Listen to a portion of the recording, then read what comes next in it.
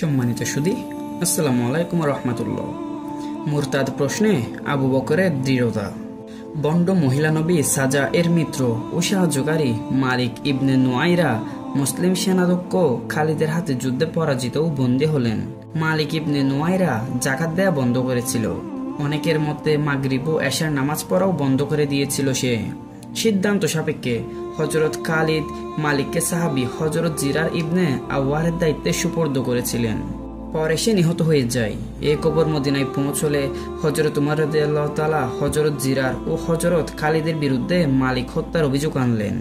হযরত উমর রাদিয়াল্লাহু তাআলা পরিস্থিতিগত কারণে জাকাত অস্বীকারীদেরকেও সাময়িকভাবে মুসলমান বলে মনে করার পক্ষপাতী ছিলেন।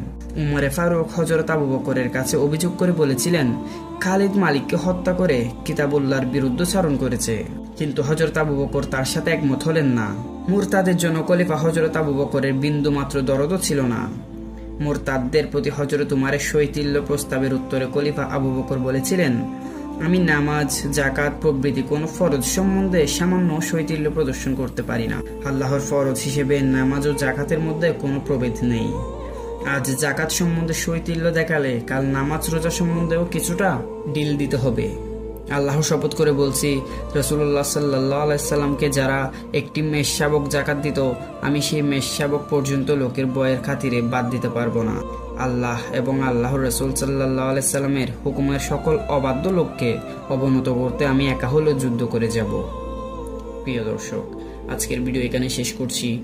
দেখা হবে পরবর্তী কোন এক ভিডিওতে। ততক্ষণ পর্যন্ত ভালো থাকুন, সুস্থ থাকুন, MM ফাউন্ডেশনের সাথে থাকুন। ধন্যবাদ। আসসালামু আলাইকুম রহমতুল্লাহ।